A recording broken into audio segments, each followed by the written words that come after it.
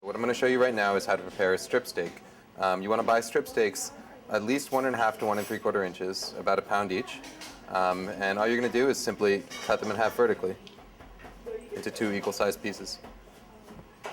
And what you end up with is 2 8-ounce portions. On a ribeye, you have an eye of meat here, surrounded by a little bit of fat, and then another chain of meat running around the outside.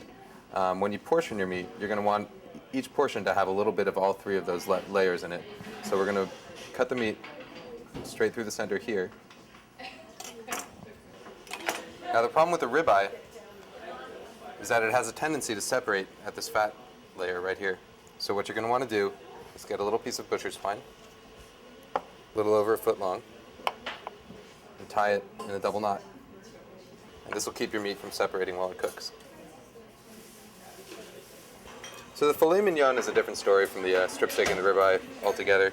Rather than buying individual steaks, what you're going to want to do is buy a 2-pound center cut roast, also known as a Chateaubriand. Trim off any of the silver skin that's still stuck on the outside. You do that simply by inserting the tip of your knife right underneath it, like that, and pull out sideways. You'll see that it comes off in nice big sheets. So once you've trimmed off all the silver skin, you're left with a clean piece of meat. And now you're just going to want to portion it into 8-ounce pieces. And you have to notice that one side of the tenderloin is going to be a little bit thinner than the other side, which means that you're going to have to cut off slightly longer pieces off that side.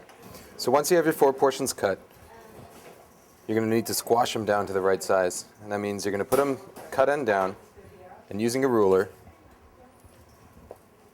press them down until they're even 1.5 inches thick.